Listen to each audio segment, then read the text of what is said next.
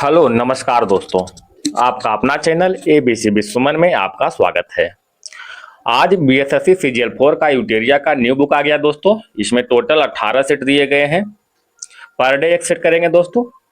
अगर इसका full set का पीडीएफ चाहिए तो हमारे टेलीग्राम चैनल ज्वाइन कर सकते हैं। वहां आपका फुल सेट का पीडीएफ प्राप्त होगा। आप चाहे तो वहां से सेट लगा भी सकते हैं। इसका फुल डिस्कशन के साथ विस्तार रूप में जीके का सॉल्यूशन करेंगे, तो मेरे साथ बने रहिएगा। और आपसे निवेदन है दोस्तों कि थोड़ा सपोर्ट अवश्य करें। तो आइए दोस्तों, यूटेरिया का सेट नंबर 1 की ओर चल रहे हैं दोस्तों। क्वेश्चन नंबर 1 से। क्वेश्चन नंबर 1, हाल ही में भारतीय वायुसेना ने लड़ाकू विमान मिग-21 को सेवा से मुक्त किया है। इस लड़ाकू विमान को किस वर्ष वायुसेना में शामिल किया था? बताइएगा। 1956, 1963, 1975, 1999। Option number B 1963। मिग-21 को भारतीय वायुसेना में पहली बार 1963 में शामिल किया गया था। यह भारत का पहला सुपरसोनिक लड़ाकू विमान था जो 1971, 1999, 2019 के प्रमुख युद्ध में इस विमान का प्रयोग किया गया था। बताइएगा दोस्तों, भारतीय वायुसेना का मुख्यालय कहाँ स्थित है? नई दिल्ली में। ठीक है, नई दिल्ली में। वायुसेना दिवस कब मनाते हैं? 8 अक्टूबर को मनाते हैं। क्वेश्चन नंबर 2 की ओर आते हैं। किस राज्य सरकार ने पहली खनन पर्यटन परियोजना की शुरुआत किया था? किसने किया था? झारखंड ने। ऑप्शन नंबर 1 हो जाएगा। झारखंड देश का पहला राज्य है जो खनन पर्यटन योजना की शुरुआत कर रहा है। इस योजना के तहत इस योजना का मुख्य उद्देश्य राज्य के समृद्ध खनिज विरासत को प्रदर्शित करना है। आप लोग जानते होंगे कि झारखंड पूरे भारत का 40% खनिज संसाधन का भंडार रखता है, टोटल 40%। क्वेश्चन नंबर नेक्स्ट की ओर आते हैं दोस्तों। हाल ही में किस देश ने अशोक स्तंभ की प्रतिकृति का अनावरण किया है? किसने किया है? श्रीलंका ने किया है। ठीक है, श्रीलंका के कालूतारा जिले के प्रसिद्ध बौद्ध मंदिर जो जुलाई 2025 में अशोक स्तंभ की प्रतिकृति का अनावरण किया है। यह भारत और श्रीलंका के मध्य आध्यात्मिक एवं सांस्कृतिक कूटनीति का एक महत्वपूर्ण प्रतीक है। इस स्तंभ का निर्माण का आधारशिला 28 जनवरी 2024 को भारत के उच्चायुक्त श्री संतोष झा के द्वारा रखा गया था। क्वेश्चन नंबर आगे बढ़े दोस्तों, क्वेश्चन नंबर 4 की ओर। 2025 में चेस वर्ल्ड कप की मेजबानी किस देश के द्वारा किया जाएगा? बताइएगा। भारत के द्वारा। ऑप्शन नंबर डी हो जाएगा। भारत 30 अक्टूबर से 27 नवंबर 2025 तक फीडे वर्ल्ड कप 2025 की मेजबानी करेगा। इस विश्व कप में टोटल जो है 206 खिलाड़ी जो है भाग लेंगे। ठीक है दोस्तों, फीडे वर्ल्ड कप एक द्विवार्षीय शतरंज चैंपियनशिप है जिसे अंतरराष्ट्रीय शतरंज महासंघ, जिसे हम लोग फीडे के नाम से जानते हैं, ठीक है, फीडे के द्वारा आयोजित किया जाता है। कुछ शतरंज खिलाड़ी का नाम देखते हैं दोस्तों, जैसे में विश्वनाथ आनंद, डी गुकेश, ठीक है, आर प्रागनंदा, अर्जुन एरिगेसी, ये सभी जो है शतरंज के महान खिलाड़ी हैं। चलिए आगे बढ़ते हैं दोस्तों, क्वेश्चन नंबर 5 की ओर। ग्लोबल जेंडर गैप इंडेक्स 2025 में भारत का स्थान क्या रहा है? बताइएगा। इसमें भारत का स्थान 131वां रहा है। ठीक है, बताइएगा दोस्तों, इसको जारी कौन करता है? इसको जारी जो है WEF, जिसे कहते हैं वर्ल्ड इकोनॉमिक फोरम के द्वारा जो है जारी होता है हर साल। ठीक है, 2024 में इसका स्थान 129वां था। प्रथम स्थान पर 2025 में आइसलैंड का है, ठीक है दोस्तों। क्वेश्चन नंबर आगे बढ़े। भारतीय संविधान के किस अनुच्छेद के तहत उपराष्ट्रपति जगदीश धनखड़ ने इस्तीफा दिया था? कौन सा अनुच्छेद के तहत? तो अनुच्छेद 67 के क के तहत जो है इस्तीफा दिया था। भारतीय संविधान के अनुच्छेद 63 से लेकर के 71 तक जो है उपराष्ट्रपति के निर्वाचन, कार्यकाल आदि से संबंधित प्रावधानों का उल्लेख किया गया है। बताइएगा दोस्तों, भारत का एक उपराष्ट्रपति होगा किस अनुच्छेद के तहत? तो अनुच्छेद 63 के तहत। उपराष्ट्रपति राज्यसभा का पादेन सभापति होगा अनुच्छेद 64 के तहत। उपराष्ट्रपति के अनुपस्थिति में राष्ट्रपति की अनुपस्थिति में उपराष्ट्रपति कार्यभार करेगा अनुच्छेद 65 के तहत। उपराष्ट्रपति का निर्वाचन अनुच्छेद 66 के तहत। उपराष्ट्रपति का कार्यकाल अनुच्छेद 67 के तहत। उपराष्ट्रपति का स्थान रिक्त हो जाने पर 6 माह के अंदर इसको जो है पूर्ति कर देना है, मतलब नया उपराष्ट्रपति बनाना है अनुच्छेद 68 के तहत। ठीक है दोस्तों, एक बार फिर से बोलते हैं, भारत के एक उपराष्ट्रपति होगा अनुच्छेद 63 के तहत, राष्ट्रपति राज्यसभा का पादेन सभापति होगा अनुच्छेद 64 के तहत, अगर राष्ट्रपति अनुपस्थिति है तो उसके जगह पर उपराष्ट्रपति काम करेगा अनुच्छेद 65 के तहत, उपराष्ट्रपति का निर्वाचन अनुच्छेद 66 के तहत, उपराष्ट्रपति का कार्यकाल अनुच्छेद 67 के तहत, उपराष्ट्रपति के स्थान रिक्त होने पर 6 माह के अंदर उसको पूर्ति करना है अनुच्छेद 68 के तहत। ये सब याद रखिएगा दोस्तों, बड़ा इंपॉर्टेंट है। बिहार के मुख्यमंत्री श्री नीतीश कुमार ने राज्य के घरेलू उपभोक्ताओं को कितने यूनिट मुफ्त बिजली देने की घोषणा की थी, बताइएगा। Total 125 unit. Option number C हो जाएगा दोस्तों। मुख्यमंत्री नीतीश कुमार ने बिहार वासियों को 125 यूनिट तक घरेलू बिजली मुफ्त देने की घोषणा किया था। इसे लागू होने से लगभग बिहार के 1.80 करोड़ परिवारों को लाभ हुआ है। ठीक है दोस्तों, वर्तमान में बिहार में लगभग जो है 8500 मेगावाट, याद रखिएगा 8500 मेगावाट बिजली का उत्पादन हो रहा है। चलिए आगे बढ़ते हैं दोस्तों, क्वेश्चन नंबर 8 की ओर।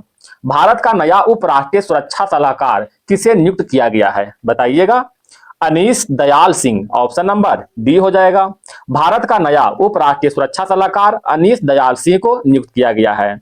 अनीश दयाल सिंह के बारे में बात करें दोस्तों, तो यह जो है 1988 बैच के आईपीएस अधिकारी है, जो कि मणिपुर के रहने वाले हैं दोस्तों, मणिपुर के। ठीक है, पूर्व में यह आईटीबीपी और सीआरपीएफ के महानिदेशक के रूप में कार्य कर चुके हैं।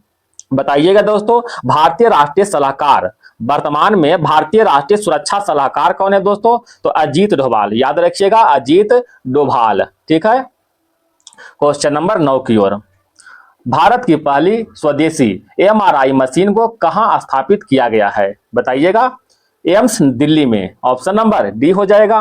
हाल ही में भारत ने अपनी पहली स्वदेशी चुंबकीय अनुनाद इमेजिंग, जिसे हम लोग कहते हैं एमआरआई, ठीक है दोस्तों, मैग्नेटिक रेजोनेंस इमेजिंग, विकसित की है, जिसे अक्टूबर 2025 तक एम्स नई दिल्ली में स्थापित किया जाएगा। एमआरआई के द्वारा शरीर के आंतरिक भागों, शरीर के आंतरिक अंगों, ऊतक और संरचनाओं को छवि की जांच करता है। क्वेश्चन नंबर बढ़ते हैं दोस्तों 10 की ओर। हाल ही में किस राज्य सरकार ने मोरन समुदाय के सदस्यों को अस्थायी निवास प्रमाण पत्र देने की निर्णय लिया है, बताइएगा। ऑप्शन नंबर डी असम हो जाएगा। ठीक है दोस्तों, क्वेश्चन नंबर बढ़ते हैं आगे। आर्टेमिस समझौता में हाल ही में कौन सा देश शामिल हुआ है, कौन सा देश होगा, बांग्लादेश। ऑप्शन नंबर बी हो जाएगा। बांग्लादेश आर्टेमिस समझौता में शामिल होने वाला 54वां देश बन गया है। कौन सा देश, 54वां देश। बांग्लादेश जो है इस समझौते में शामिल होने वाला भारत के बाद दूसरा एशियाई देश बना है। ठीक है दोस्तों, भारत ने इस समझौता पर 21 जून 2023 को हस्ताक्षर किया था और भारत जो है 27वां मेंबर के रूप में जो है इसमें शामिल हुआ था। इस समझौता के तहत जो है अंतरिक्ष का खोज और उसमें शांतिपूर्ण उपयोग के सहयोगी के सिद्धांतों पर कार्य करेगा। क्वेश्चन नंबर आते हैं 12 की ओर। हाल ही के दिनों में चर्चा में रहा बैसरन घाटी कश्मीर के किस जिले के अंतर्गत स्थित है, तो बैसरन घाटी जो है कश्मीर के अनंतनाग जिले के अंतर्गत स्थित किया गया है। ठीक है दोस्तों, बैसरन घाटी के बारे में बात करें दोस्तों, तो बैसरन घाटी जम्मू कश्मीर के अनंतनाग जिले के अंतर्गत पहलगाम क्षेत्र के पास स्थित एक प्राकृतिक पर्यटक स्थल है, जिसे मिनी स्विट्जरलैंड के नाम से भी जानते हैं। ठीक है, मिनी स्विट्जरलैंड के नाम से। पाकिस्तानी आतंकवादी के द्वारा 22 अप्रैल, याद रखिएगा डेट, 22 अप्रैल 2025 को इस घाटी में आतंकी हमले हुए थे, जिसमें 26 नागरिक को मौत हो गया था। क्वेश्चन नंबर 13 की ओर। भारत उज्बेकिस्तान के मध्य दस्तलिक अभ्यास का आयोजन कहाँ किया गया था, दस्तलिक अभ्यास का आयोजन जो है पुणे में किया गया था। कि दस्तलिक अभ्यास किसके बीच होता है, भारत और उज्बेकिस्तान के मध्य। क्वेश्चन नंबर 14 की ओर आते हैं। हाल ही में किस बैंक के द्वारा ट्रेन में भारत का पहला एटीएम लगाया गया है, तो ट्रेन में भारत का पहला एटीएम जो है बैंक ऑफ महाराष्ट्र के द्वारा लगाया गया है। बैंक ऑफ महाराष्ट्र की स्थापना की बात करें दोस्तों, इसका स्थापना 1935 में हुआ था। यह बैंक जो सक्रिय रूप से जो कार्य 1936 में करने लगा था। ठीक है, यह एटीएम जो है पंचवटी एक्सप्रेस में लगाया गया था। पंचवटी एक्सप्रेस में जो है लगाया गया था यात्रियों को सुविधा के लिए।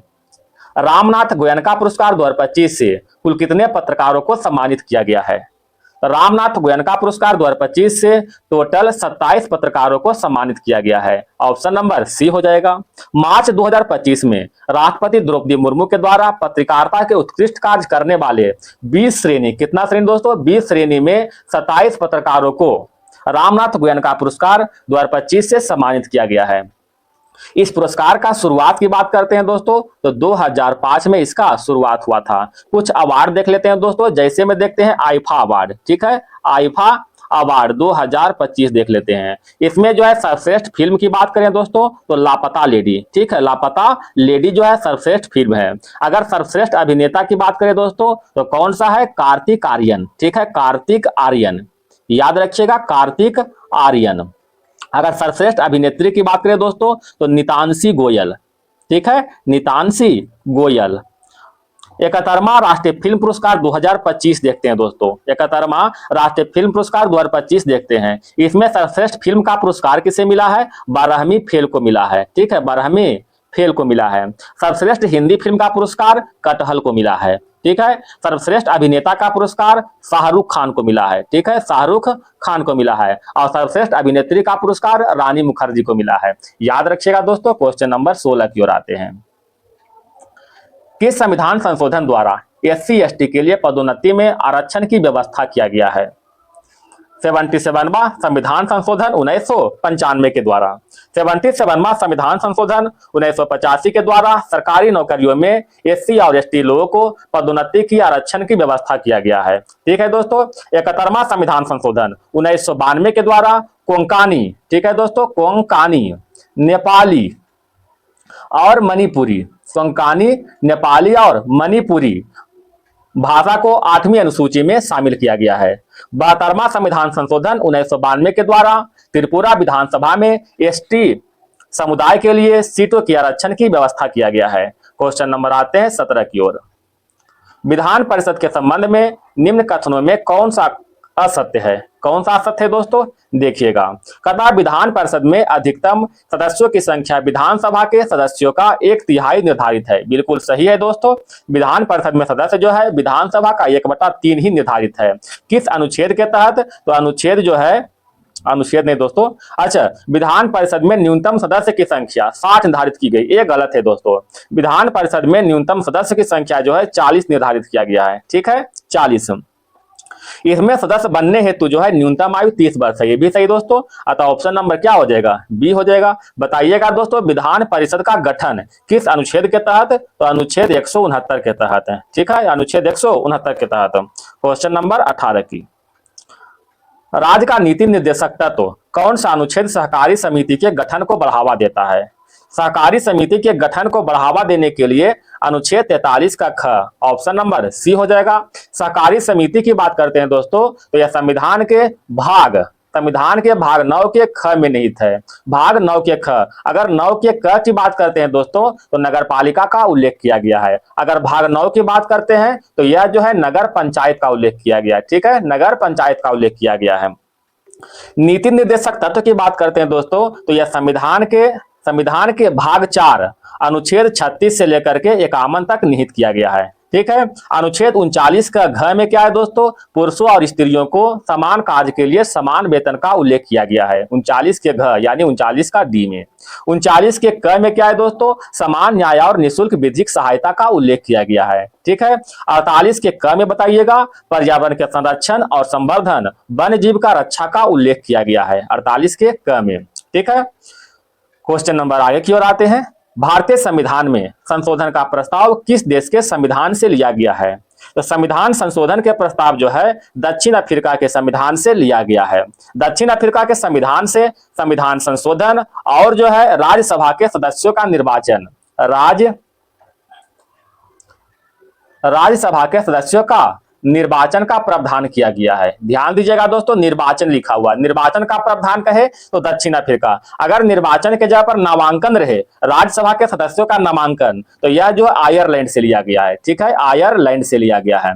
आयरलैंड के संविधान से राज्यसभा के सदस्यों का नामांकन और राष्ट्रपति के निर्वाचन की प्रक्रिया का जो है बारे में लिया गया है। ठीक है दोस्तों, बताइएगा जापान से क्या लिया गया दोस्तों? विधि द्वारा स्थापित प्रक्रिया, विधि द्वारा स्थापित स्थापित प्रक्रिया, विधि द्वारा स्थापित प्रक्रिया। ठीक है दोस्तों, ब्रिटेन के संविधान से क्या लिया गया है? विधि का शासन, संसदीय प्रणाली, एकल नागरिकता और संसदीय विशेषाधिकार, ये सभी जो है ब्रिटेन के संविधान से लिया गया है। जर्मनी से क्या लिया गया है? आपातकाल के दौरान मौलिक अधिकारों का निलंबन जर्मनी के संविधान से लिया गया है। क्वेश्चन नंबर 20 की ओर आते हैं। भारत के प्रभुता, एकता और अखंडता की रक्षा करे और उसे अक्षुण्ण रखे, यह उपबंध किसमें किया गया है? यह उपबंध जो है बताइएगा किसमें किया गया है? मौलिक कर्तव्य में किया गया है। ठीक है दोस्तों, मौलिक कर्तव्य की बात करते हैं तो यह संविधान के भाग 4 के क में उल्लेखित है और अनुच्छेद 51 का 1 में उल्लेखित किया गया है मौलिक कर्तव्य के बारे में। वर्तमान में मौलिक कर्तव्य की बात करते हैं दोस्तों, तो मौलिक कर्तव्य वर्तमान में 11 है। मूल संविधान में कितने मौलिक कर्तव्य थे? 10 थे। ठीक है दोस्तों, 10 मौलिक कर्तव्य का जो है 10 मौलिक कर्तव्य को 42वां संविधान संशोधन 1976 के द्वारा स्वर्ण सिंह समिति के सिफारिश पर जोड़ा गया था तथा 11वां मौलिक कर्तव्य को 86वां संविधान संशोधन 2002 के द्वारा जोड़ा गया है। इस तरह से टोटल मौलिक कर्तव्य की संख्या 11 है दोस्तों। ठीक है, मौलिक कर्तव्य कहां से लिया गया है? तो रूस के संविधान से लिया गया है। ठीक है, निम्नलिखित में किसके सिफारिश पर केंद्र द्वारा राज्यों को वैधानिक अनुदान दिए जाते हैं? केंद्र द्वारा राज्यों को वैधानिक अनुदान वित्त आयोग के सिफारिश पर दिया जाता है। वित्त आयोग की बात करते हैं दोस्तों, तो यह संविधान का अनुच्छेद 280 में उल्लेख किया गया है। वित्त आयोग का गठन राष्ट्रपति के द्वारा हर 5 वर्षों पर किया जाता है। इस आयोग में एक अध्यक्ष और 4 अन्य सदस्य होते हैं, जिसकी नियुक्ति कौन करता है? भारत के राष्ट्रपति करता है। क्वेश्चन नंबर 22 की ओर आते हैं। अंडमान निकोबार द्वीप पर निम्न उच्च न्यायालयों में से किसका क्षेत्राधिकार है? तो अंडमान निकोबार पर जो है कोलकाता उच्च न्यायालय का क्षेत्राधिकार है। ऑप्शन नंबर सी हो जाएगा दोस्तों। कोलकाता उच्च न्यायालय की बात करते हैं दोस्तों, इसका गठन 1862 में हुआ था। ठीक है, 1862 में।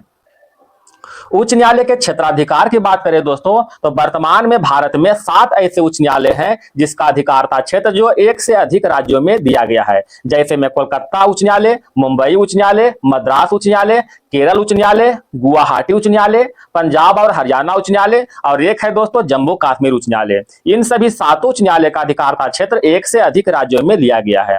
ठीक है दोस्तों, क्वेश्चन नंबर आते हैं 23 की ओर। भारत का राष्ट्रीय मानवाधिकार आयोग का प्रथम अध्यक्ष निम्न में से कौन थे? राष्ट्रीय मानवाधिकार आयोग का प्रथम अध्यक्ष रंगनाथ मिश्र था। ऑप्शन नंबर बी हो जाएगा। इसका स्थापना की बात करें दोस्तों, तो 12 अक्टूबर 1993 को इसकी स्थापना किया गया है। ठीक है, इसका स्थापना का उद्देश्य भारतीय नागरिकों को मानवीय अधिकारों की रक्षा करना तथा इसके सदस्यों का कार्यकाल कितना होता है दोस्तों? 3 वर्ष का होता है। ठीक है, कार्यकाल जो है 3 वर्ष का। इसके अध्यक्ष और सदस्यों की नियुक्ति भारत के राष्ट्रपति के द्वारा गठित समिति के सिफारिश पर होता है। चलिए क्वेश्चन नंबर 24 की ओर। निम्न में कौन सी नदी पूर्ववर्ती नदी का उदाहरण नहीं है? कथा पूर्ववर्ती नदी का उदाहरण नहीं है, बताइएगा। ब्रह्मपुत्रा, सिंधु और सतलज, गोदावरी। तब गोदावरी नदी जो है पूर्ववर्ती नदी का उदाहरण नहीं है। बाकी ब्रह्मपुत्र, सिंधु और सतलज जो है पूर्ववर्ती नदी का उदाहरण है। ठीक है दोस्तों, क्वेश्चन नंबर बढ़ते हैं 25 की ओर। नमकीन क्षेत्रों में पाई जाने वाली वनस्पति को किस नाम से जाना जाता है? तो नमकीन क्षेत्रों में क्या कहते हैं दोस्तों? हैलोफाइट। ठीक है, हैलोफाइट, इसी नाम से जानते हैं। ठीक है, एक है दोस्तों मेसोफाइट।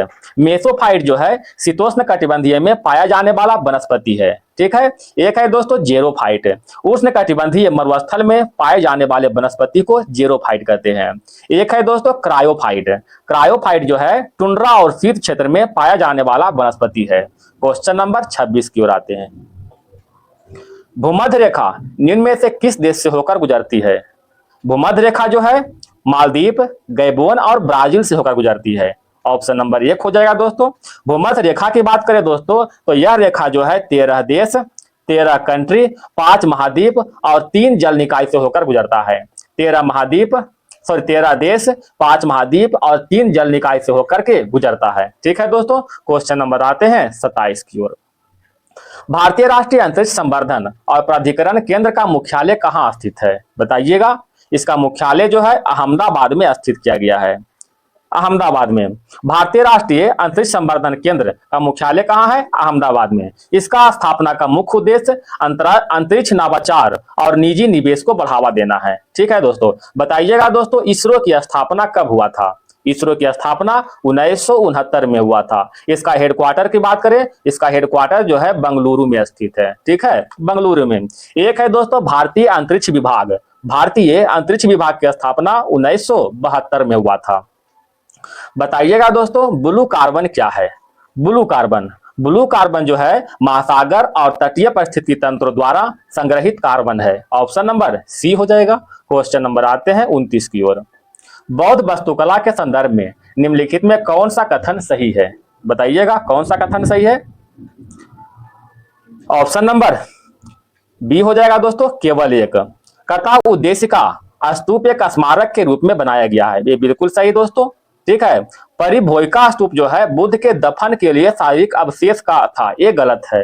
परिभोगिका स्तूप जो है इसका उपयोग महात्मा बुद्ध के विभिन्न उपयोगी वस्तुओं को संरक्षित करने के लिए किया गया था, ना कि दफन करने के लिए। एक है दोस्तों भरहुत स्तूप। भरहुत स्तूप कह रहा है उत्तर प्रदेश में स्थित है, गलत है दोस्तों, मध्य प्रदेश में स्थित है। ठीक है, तो ऑप्शन नंबर 1 जो है केवल कथन 1 सही हुआ दोस्तों। ठीक है, क्वेश्चन नंबर 30 की ओर आते हैं। वैदिक काल में शिक्षा का आरंभ निम्नलिखित में किसके साथ होता था। वैदिक काल में शिक्षा का आरंभ जो है उपनयन से होता था। ऑप्शन नंबर 1 हो जाएगा दोस्तों। उपनयन को संस्कार या उपनयन संस्कार को द्विज या फिर दूसरा जन्म प्राप्त करने की प्रक्रिया माना जाता था, जिसके बाद विद्यार्थी को गुरु के आश्रम में वेदों शास्त्रों की शिक्षा प्राप्त करने के लिए भेजा जाता था। ठीक है दोस्तों, यह संस्कार विशेष रूप से खास करके ब्राह्मण क्षत्रिय वैश्य और शूद्र ब्राह्मण क्षत्रिय वैश्य वर्णों के जो लड़का है उसको खासकर मिलता था। ठीक है, शूद्र गलती से बोले थे दोस्तों। ठीक है, क्वेश्चन नंबर 31 की ओर आते हैं। निम्नलिखित में किसने विद्रोहियों को सफाया कर विस्तार के स्थान पर समेकन नीति अपनाई थी। किसने अपनाया था, गयासुद्दीन बलबन ने अपनाया था। ऑप्शन नंबर बी हो जाएगा दोस्तों। गयासुद्दीन बलबन की बात करें दोस्तों, इन्होंने जो है जिल इलाही की परंपरा, एक है दोस्तों सिजदा एंड पैबोस की जो है परंपरा अपनाया था। ये सिजदा और पैबोस क्या है दोस्तों। सिजदा जो है बलबन के सामने सर झुका करके जो है प्रणाम करना, मतलब सर झुकाकर घुटनों पर बैठ के प्रणाम करना। अब पैबोस का अर्थ होता है दोस्तों कि सम्राट को जो है मतलब पांव चूमना। ठीक है, क्वेश्चन नंबर आते हैं 32 की ओर। विजयनगर साम्राज्य के संस्थापक हरिहर और बुक्का राय के मंत्री थे। बताइएगा दोस्तों किसका मंत्री थे, तो कंपिल के मंत्री थे। ऑप्शन नंबर बी हो जाएगा। विजयनगर साम्राज्य की बात करते हैं दोस्तों, तो इसका स्थापना जो है 1336 में हुआ था। किसके द्वारा, हरिहर और बुक्का नामक 2 भाई के द्वारा हुआ था। बताइएगा हरिहर और बुक्का जो किस वंश से संबंधित थे, तो यह जो है संगम वंश से संबंधित थे। संगम वंश नाम कैसे पड़ा दोस्तों, तो हरिहर और बुक्का का पिता का नाम ही संगम था, तो उन्हीं के नाम पर जो है संगम वंश कहलाया था। जब विजयनगर की स्थापना हुआ था उस समय दिल्ली में किसका राज था, किसका था दोस्तों, मोहम्मद बिन तुगलक का राज था। मोहम्मद बिन तुगलक की बात करते हैं दोस्तों, तो इसका शासनकाल 1325 से 1351 था। ठीक है दोस्तों, इसे जो रक्त पिपासु और ये जो है बहुत ही विद्वान व्यक्ति थे। ठीक है, विजयनगर साम्राज्य की बात करते हैं दोस्तों, तो इसका स्थापना 1336 में हुआ था। ठीक है, विजयनगर साम्राज्य का एक सबसे महान शासक था, कौन था दोस्तों, कृष्णदेव राय। ठीक है, कृष्णदेव राय, यह जो है तुलु वंश से संबंधित था। ठीक है, तुलु वंश से संबंधित है। इनका कुछ किताब है दोस्तों, जैसे अमुक्ता माल्याद और जाम्बती कल्याणम, ये दोनों किताब जो है कृष्णदेव राय के द्वारा लिखित है। क्वेश्चन नंबर 33 की ओर आते हैं। मुगल शासन के संदर्भ में निम्नलिखित कथनों पर विचार कीजिए। विचार करें दोस्तों, देखें। कथा मनसबदारी प्रणाली अकबर के द्वारा 1571 में शुरू किया गया था, क्या सही है, बताइएगा। ये गलत है दोस्तों। मनसबदारी प्रणाली जो है अकबर के द्वारा जो है 1574 से 1575 में शुरू किया गया था। ठीक है, 1574 से 1575 में शुरू किया गया था। कथा पानीपत का दूसरा युद्ध 1556 में हुआ था, ये बिल्कुल सही है दोस्तों। पानीपत का दूसरा युद्ध 1556 में अकबर और हेमू के बीच हुआ था। अकबर एंड हेमू का बीच हुआ था, जिसमें अकबर जो है विजय हासिल किया था। मेवाड़ के शासक महाराणा प्रताप सिंह बाबर के समकालीन थे, ये जो है गलत है दोस्तों। ठीक है, ये जो क्या है गलत है।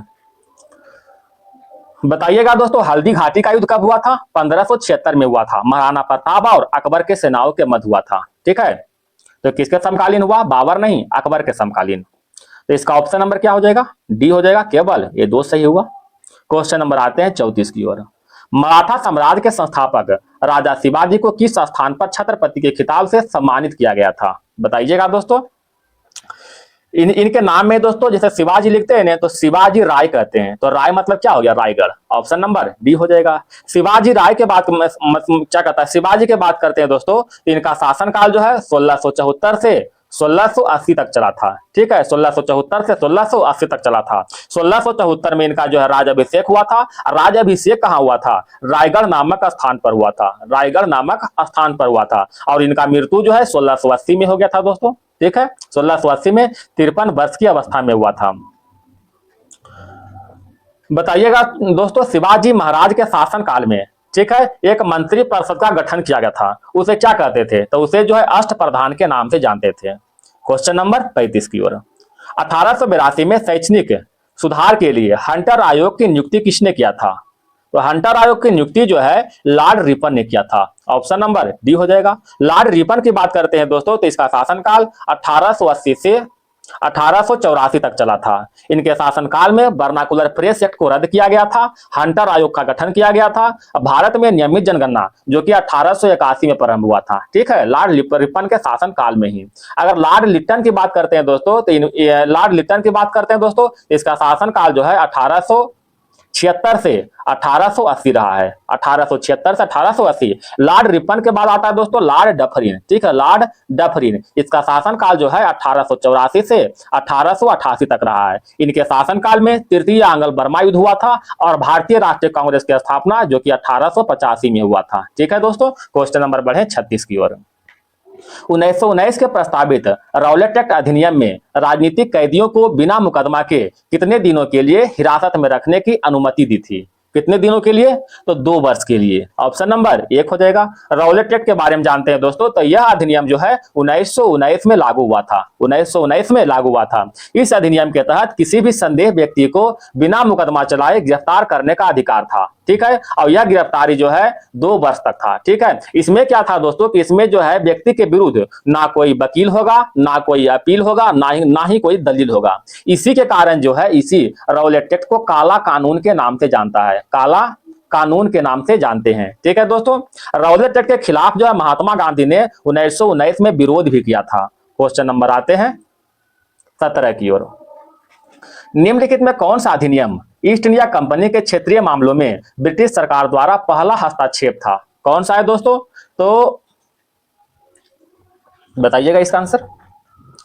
विनियमन अधिनियम 1773। विनियमन अधिनियम 1773। ठीक है दोस्तों, इस अधिनियम के तहत जो है यानी अधिनियम 1773 के तहत बंगाल के गवर्नर जनरल का दर्जा दिया गया था। एक बार फिर से बोल रहे हैं दोस्तों, 1773 के अधिनियम के द्वारा ही बंगाल के गवर्नर को, ठीक है, बंगाल के गवर्नर जनरल का दर्जा दिया गया था। इस तरह से भारत के प्रथम गवर्नर जनरल कौन थे दोस्तों? भारत का नहीं, बंगाल के पहले गवर्नर जनरल कौन थे? Warren Hastings. ठीक है दोस्तों, वारेन हेस्टिंग्स, यह जो है बंगाल का पहला गवर्नर जनरल था। ठीक है, अब भारत का पहला गवर्नर जनरल कौन था दोस्तों? लॉर्ड विलियम बेंटिक था।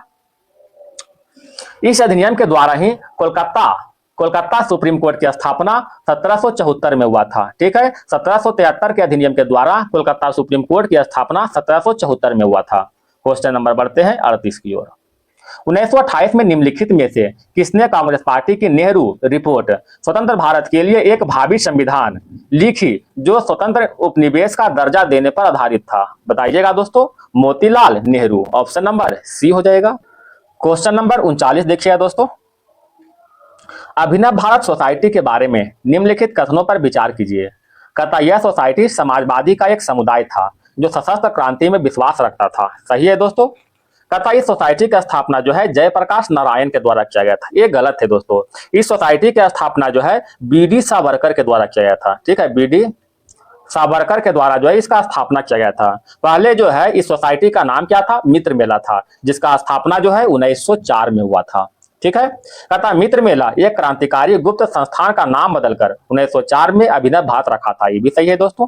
अतः ऑप्शन नंबर क्या, ये दो जो है गलत है, ठीक है। अतः 1 और 3 क्या है, सही है। 1 और 3 कहाँ है, ऑप्शन नंबर बी में। आइए क्वेश्चन नंबर 40 की ओर। निम्नलिखित में से किसके द्वारा 1929 में बिहार प्रांतीय किसान सभा का गठन किया गया था? तो बिहार प्रांतीय किसान सभा गठन जो है स्वामी सहजानंद सरस्वती के द्वारा किया गया था। ऑप्शन नंबर डी हो जाएगा। इसका गठन जो है 1929 में हुआ था, याद रखिएगा दोस्तों। 1929 में बिहार प्रांतीय किसान सभा का गठन जो है स्वामी सहजानंद सरस्वती के द्वारा किया गया था। यह सभा किसानों के अधिकारों को उद्देश्य से बनाई गई थी। स्वामी सहजानंद सरस्वती भारतीय किसान आंदोलन के प्रमुख नेता थे, ठीक है। इस तरह से याद रखिएगा दोस्तों। एक है दोस्तों अखिल भारतीय किसान सभा। अखिल भारतीय किसान सभा का गठन किसने किया था? स्वामी सहजानंद सरस्वती ने किया था। इसका गठन जो है 1936 में हुआ था, लखनऊ में। इसका सचिव के रूप में एनजी रंगा थे, ठीक है, एनजी रंगा। क्वेश्चन नंबर 41 की ओर आते हैं। मिलान करने के लिए कह रहा है, मिलान कीजिएगा, ठीक है। कहता भटकल, भटकल कहाँ है दोस्तों? कर्नाटक में स्थित है। अलेपी बंदरगाह केरल में स्थित है। काकीनाडा कहाँ है दोस्तों? काकीनाडा ये जो है आंध्र प्रदेश में, और तूतीकोरन जो है तमिलनाडु में स्थित है। ऑप्शन नंबर क्या हो जाएगा? सी हो जाएगा। क्वेश्चन नंबर 42 की ओर। निम्नलिखित में किस एक स्थान पर इंदिरा गांधी परमाणु अनुसंधान केंद्र स्थित है? इंदिरा गांधी परमाणु अनुसंधान केंद्र जो है कलपक्का में स्थित है। ऑप्शन नंबर 1 हो जाएगा दोस्तों। बताइएगा दोस्तों इसका स्थापना कब हुआ था? स्थापना जो है 1971 में किया गया था। एक है दोस्तों भारतीय परमाणु ऊर्जा आयोग। भारतीय परमाणु ऊर्जा आयोग की स्थापना जो है 1948 में किया गया था। किसके द्वारा? होमी जहांगीर भाभा के द्वारा, HJ भाभा के द्वारा, ठीक है। एक है दोस्तों परमाणु ऊर्जा विभाग। एक हुआ परमाणु ऊर्जा आयोग, एक हुआ परमाणु ऊर्जा विभाग। इसका स्थापना जो है 1954 में हुआ था, ठीक है। क्वेश्चन नंबर 43 है। अल्पसंख्यकों के लिए राष्ट्रीय आयोग किस वर्ष पारित किया गया था? अल्पसंख्यक के लिए राष्ट्रीय आयोग जो है 1992 में पारित किया गया था। ऑप्शन नंबर बी हो जाएगा। अल्पसंख्यक के लिए राष्ट्रीय आयोग अधिनियम 1992 में पारित किया गया था। इस अधिनियम के तहत राष्ट्रीय अल्पसंख्यक आयोग का गठन जो है 1993 में हुआ था, ठीक है। पारित हुआ था 92 में, 93 में गठन हुआ था।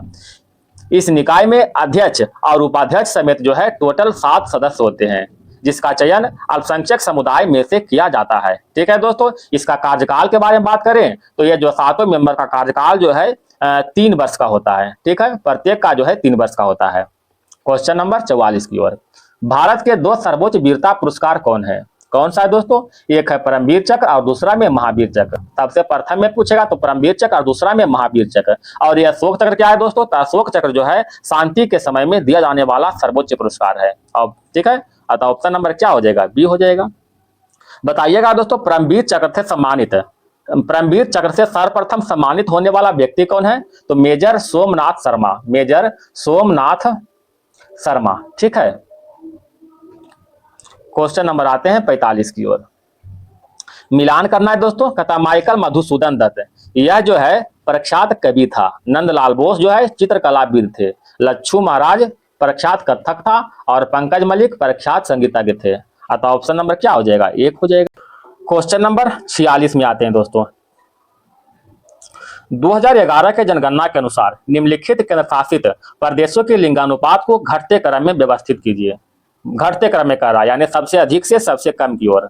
तो इसमें जो है सबसे अधिक कौन हो जाएगा? पुदुचेरी हो जाएगा पहला में, दूसरा में हो जाएगा लक्षद्वीप हो जाएगा, ठीक है। तीसरा में क्या होगा दोस्तों? अंडमान निकोबार, और चौथा में हो जाएगा चंडीगढ़ हो जाएगा। तो ऑप्शन नंबर क्या हो जाएगा? बी हो जाएगा। अगर सर्वाधिक लिंगानुपात की बात करता है दोस्तों तो सबसे अधिक लिंगानुपात वाला केंद्र शासित प्रदेश कौन है? पुदुचेरी है। यहाँ का लिंगानुपात जो है कितना है? 1037 है लिंगानुपात, ठीक है। अगर सबसे कम लिंगानुपात वाले बात करते हैं दोस्तों तो सबसे कम हो जाएगा दमन और दीव में, ठीक है। दमन और दीव का लिंगानुपात जो है 618 है मात्र, ठीक है। अगर राज्य में बात करें दोस्तों तो राज्य में सबसे अधिक केरल का हो जाएगा और सबसे कम जो है हरियाणा का हो जाएगा लिंगानुपात, ठीक है, सबसे कम। अगर बाल लिंगानुपात की बात करते हैं दोस्तों तो बाल लिंगानुपात जो है भारत में बाल लिंगानुपात कितना है? 919 है, ठीक है, 919 है। क्वेश्चन नंबर आते हैं 47 की ओर। उच्च अक्षांश अनुसंधान प्रयोगशाला केंद्र कहाँ स्थित है? कहाँ स्थित है? गुलमर्ग में। ऑप्शन नंबर सी हो जाएगा। गुलमर्ग कहाँ स्थित है दोस्तों? जम्मू कश्मीर में स्थित है। भारतीय पुरातत्व सर्वेक्षण विभाग की स्थापना कहाँ हुआ था? कोलकाता में हुआ था। ठीक है। केंद्रीय आलू अनुसंधान संस्थान कहाँ स्थित है? शिमला में स्थित है। राष्ट्रीय भूभौतिकी अनुसंधान संस्थान हैदराबाद में स्थित है। कोशिकीय और आणविकीय जीव विज्ञान अनुसंधान संस्थान कहाँ स्थित है दोस्तों? हैदराबाद में। राष्ट्रीय समुद्री विज्ञान संस्थान गोवा में स्थित है। ठीक है, आगे बढ़ते हैं। जलवायु परिवर्तन पर अंतर सरकारी आईपीसीसी के बारे में निम्नलिखित कथनों पर विचार कीजिए। विचार करें दोस्तों। कहता यह जलवायु परिवर्तन से संबंधित विज्ञान का आकलन करने के लिए अंतर्राष्ट्रीय निकाय है। सही है। तो इसे वर्ष 1988 में विश्व मौसम विज्ञान संगठन द्वारा स्थापित किया गया। ये भी सही है। ऑप्शन नंबर क्या हो जाएगा? सी हो जाएगा दोस्तों। क्वेश्चन नंबर बढ़ते हैं 49 की ओर। प्रभावी नाभिकीय आवेश के बारे में निम्नलिखित में कौन सा कथन सही नहीं है? बताइएगा। कहता यह केवल नाभिकीय आवेश पर निर्भर करता है। यह केवल नाभिकीय आवेश पर निर्भर करता है, ये गलत है। अतः ऑप्शन नंबर क्या हो जाएगा? एक हो जाएगा। यह आवर्त में बाएं से दाएं जाने पर बढ़ता है। सही है। यह एक समूह के नीचे की ओर जाने पर घटता है। यह संयोजकता कोष इलेक्ट्रॉनों पर कार्य करता है। ठीक है दोस्तों, अतः ऑप्शन नंबर क्या हो जाएगा? एक हो जाएगा। सोडियम धातु के जल के साथ अभिक्रिया करने पर क्या होता है? क्या होगा दोस्तों? अभिक्रिया करने पर जो है हाइड्रोजन गैस और सोडियम हाइड्रोक्साइड का विलयन बनाएगा। ऑप्शन नंबर सी हो जाएगा। क्वेश्चन नंबर आते हैं 51 की ओर आते हैं। साइंस की ओर हम लोग आ गए दोस्तों। कहता है निम्नलिखित में कौन सा इलेक्ट्रॉनिक विन्यास एक अधातु का है? कौन सा है दोस्तों? अधातु पूछ रहा है। इसमें कौन सा धातु है? तो 8 3 11 2 13 13 में कौन आता है दोस्तों? एल्युमिनियम। एल्युमिनियम तो धातु है। ठीक है। 8 4 12 2 14 14 में कौन है दोस्तों? 14 में हो जाएगा सिलिकॉन हो जाएगा। सिलिकॉन भी धातु है। 8 5 13 2 15 15 में कौन होगा दोस्तों? 15 में हो जाएगा फास्फोरस। फास्फोरस क्या है? एक अधातु है। ऑप्शन नंबर सी हो जाएगा। 8 2 10 1 11 11 में कौन होगा दोस्तों? सोडियम। सोडियम भी क्या धातु है, जबकि अधातु पूछ रहा था। निम्नलिखित में कौन सा अम्ल क्षारक सूचक नहीं है? लिटमस तो क्षारक सूचक है, मिथाइल ऑरेंज भी है, फिनापलेथिन भी है, स्टार्च पेपर जो है अम्ल क्षारक सूचक नहीं है। क्वेश्चन नंबर 53 की ओर आते हैं। ठीक है। Na2O एक खाली स्थान ऑक्साइड है। Na2O जो है एक सोडियम ऑक्साइड है। क्या है दोस्तों? सोडियम ऑक्साइड है। यह क्या है? क्षारीय है। ऑप्शन नंबर 1 है। कार्बन यौगिक को आमतौर पर खाली स्थान नहीं पाया जाता है। तो कार्बन यौगिक को जो है आयनिक अबंध नहीं पाया जाता है। ऑप्शन नंबर डी हो जाएगा। ऑक्सीजन की अनुपस्थिति में अयस्कों को ताप को क्या कहा जाता है? क्या कहते हैं दोस्तों? इसको जो है निस्तापन कहते हैं। ऑप्शन नंबर बी हो जाएगा। ठीक है। एक है दोस्तों भर्जन। भर्जन क्या है दोस्तों? कहता सल्फर अयस्क को अतिरिक्त वायु की उपस्थिति में तीव्र ताप पर ऑक्साइड में परिवर्तन किया जाता है। इस प्रक्रिया को भर्जन कहते हैं। ठीक है। एक संक्षारण है दोस्तों, जो कि धातु में लगता है, जैसे लोहा में। ठीक है। जंग लगना संक्षारण का उदाहरण है। क्वेश्चन नंबर बढ़ते हैं 56। निम्नलिखित में कौन सा तत्व सबसे अधिक क्रियाशील है? तो ऑप्शन के अनुसार तो सबसे अधिक कौन है? कैल्शियम है। ऑप्शन नंबर डी हो जाएगा। आवर्त सारणी में बाएं से दाएं जाने पर रासायनिक अभिक्रियाशीलता कम होता है, जबकि अगर धातु रहेगा तो धातु के मामले में समूह में यानी वर्ग में नीचे जाने पर क्या होगा? अभिक्रियाशीलता बढ़ जाता है। एक खगोलीय दर्पण द्वारा उत्पन्न आवर्धन -0.5 होता है, तो दर्पण द्वारा निर्मित प्रतिबिंब कैसा होगा? पहला तो आवर्धन जो दिया हुआ है माइनस में है, तो माइनस में होने का अर्थ क्या है दोस्तों? दर्पण जो होगा अवतल दर्पण का होगा। अवतल दर्पण होगा। ठीक है। तो अवतल दर्पण में प्रतिबिंब कैसा बनता है? वास्तविक, उल्टा और वस्तु से छोटा बनेगा। Option number B. आवर्धन बराबर क्या होता है दोस्तों? v बटा u, यानी प्रतिबिंब की ऊंचाई बटा वस्तु की ऊंचाई। Question number 58। निम्नलिखित में कौन सा विद्युत उपकरण जूल तापन के नियम पर आधारित नहीं है? कौन सा है? विद्युत परिपथ में प्रयुक्त फ्यूज, ये तो जूल ताप के नियम पर है दोस्तों। इलेक्ट्रॉनिक आयरन, इलेक्ट्रॉनिक केतली, एक है दोस्तों बिजली प्लग एवं स्विच। ये गलत है। ये जो है जूल ताप के नियम पर आधारित नहीं है। ऑप्शन नंबर डी हो जाएगा। द्रव्यों के घर्षण को क्या कहा जाता है? कहता है द्रव के घर्षण को क्या कहते हैं? श्यानता कहते हैं। ऑप्शन नंबर बी हो जाएगा। बताइएगा श्यानता का SI मात्रा क्या है दोस्तों? Pascal second. ठीक है। Pascal second, pascal second. Question number आते हैं 60 की ओर। कहता पी प्रतिरोधकता वाले धातु के तार को 4 बराबर भागों में काटा जाता है, तो प्रत्येक भाग का प्रतिरोधकता क्या होगा? ध्यान दीजिएगा दोस्तों। प्रतिरोधकता, प्रतिरोधकता पहले कहते किसको है? कहता एक विशिष्ट तापमान पर, ठीक है, एक विशिष्ट तापमान पर जो है प्रति इकाई लंबाई और प्रति इकाई अनुप्रस्थ काट के क्षेत्रफल के द्वारा प्रतिरोध को जो पेशकश की जाती है, ठीक है, उसे प्रतिरोधकता कहते हैं। लेकिन जो है प्रतिरोधकता तार के पदार्थ और तापमान पर निर्भर करता है। इसमें क्या बोला है दोस्तों, कहता है तार को 4 बराबर भागों में बांट दिया गया है। ठीक है, तो बांटने पर लंबाई परिवर्तित हुआ, लेकिन प्रतिरोधकता क्या होगा, प्रतिरोधकता जो है समान रहेगा। अतः पी प्रतिरोध यहां होगा तो यहां भी क्या होगा, चारों का प्रतिरोध पी ही होगा। ठीक है, प्रतिरोधकता का एसआई मात्रक क्या होता है दोस्तों, ओम मीटर। ठीक है, ओम मीटर, यह है प्रतिरोधकता का एसआई मात्रक। दूध का घनत्व को निर्धारित करने के लिए निम्नलिखित में से कौन सा उपकरण उपयोग किया जाता है, बताइएगा। तो दूध का घनत्व के लिए जो है लैक्टोमीटर का प्रयोग करते हैं। ऑप्शन नंबर बी हो जाएगा दोस्तों। एक है बैरोमीटर जो कि वायुमंडलीय दाब को मापने में होता है। ठीक है, एक है थर्मामीटर दोस्तों जो कि ताप को जो है मापने में करते हैं। ठीक है, एक है दोस्तों हाइड्रोमीटर। हाइड्रोमीटर क्या है दोस्तों, तरल पदार्थों के विशिष्ट गुरुत्व यानी घनत्व को मापने में करते हैं। ऑप्शन नंबर क्या हो जाएगा, बी हो जाएगा। निम्नलिखित में किसकी इकाई ऊर्जा की इकाई के समान है, तथा किसकी इकाई जो ऊर्जा की इकाई के समान है। ऊर्जा की इकाई क्या होता है दोस्तों, जूल होता है। बताइएगा जूल किसका इकाई है, कार्य का इकाई भी जूल है। बल का इकाई न्यूटन होता है दोस्तों। घनत्व का इकाई क्या होता है, घनत्व का बताइएगा।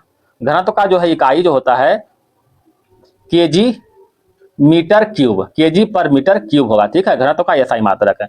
एक है दोस्तों शक्ति, तो शक्ति का मात्रक क्या होगा मालूम है आपको, शक्ति का बताइएगा। क्वेश्चन नंबर बढ़ते हैं 63 की ओर। किस तरह के तरंगों में कंपन तरंग के चलने की दिशा के समानांतर गति करते हैं, कौन सा तरंग होगा, अनुदैर्ध्य तरंग। ऑप्शन नंबर बी हो जाएगा। अनुदैर्ध्य तरंग कहते हैं किसको है दोस्तों, कहता अनुदैर्ध्य तरंग एक प्रकार की तरंग जिसके माध्यम का कंपन तरंग की दिशा के समानांतर होती है और माध्यम का विस्थापन तरंग के गति के समान दिशा में होते हैं। अगर उदाहरण के लिए लेते हैं दोस्तों, तो उदाहरण में ध्वनि तरंग। ठीक है, ध्वनि तरंग जो है अनुदैर्ध्य तरंग है। अल्ट्रासोनिक तरंग, और एक है दोस्तों भूकंपीय तरंग, ये सभी क्या है, अनुदैर्ध्य तरंग है।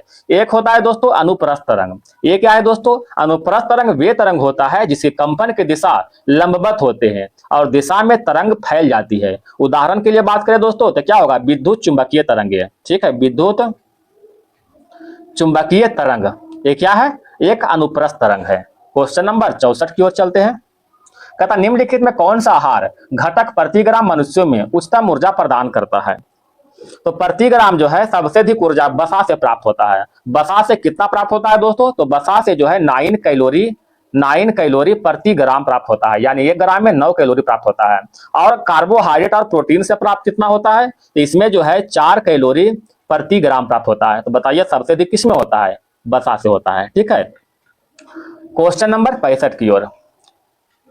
रंगहीन लवक को क्या कहा जाता है, रंगहीन लवक को लिचोप्लास्टिड्स कहते हैं। ऑप्शन नंबर 1 हो जाएगा। ग्लूकोज अणु निम्नलिखित में किसमें टूट जाते हैं। ग्लूकोज अणु जो है पायरोबिक अम्ल में टूटते हैं। पायरोबिक अम्ल का सूत्र क्या होता है दोस्तों, C3H4O3। ठीक है, यह जो है पायरोबिक अम्ल का सूत्र है। क्वेश्चन नंबर बढ़ते हैं 67 की ओर। टेटनस तंत्रिका तंत्र की एक गंभीर बीमारी है जो किस विष उत्पादन के कारण होता है, कौन सा दोस्तों, यह जो है जीवाणु से होता है। ऑप्शन नंबर सी हो जाएगा। जीवाणु से होने वाले कुछ रोग बताइए दोस्तों, जैसे में हैजा, तपेदिक और एंथ्रेक्स। एंथ्रेक्स जो है बहुत पूछा गया क्वेश्चन है दोस्तों।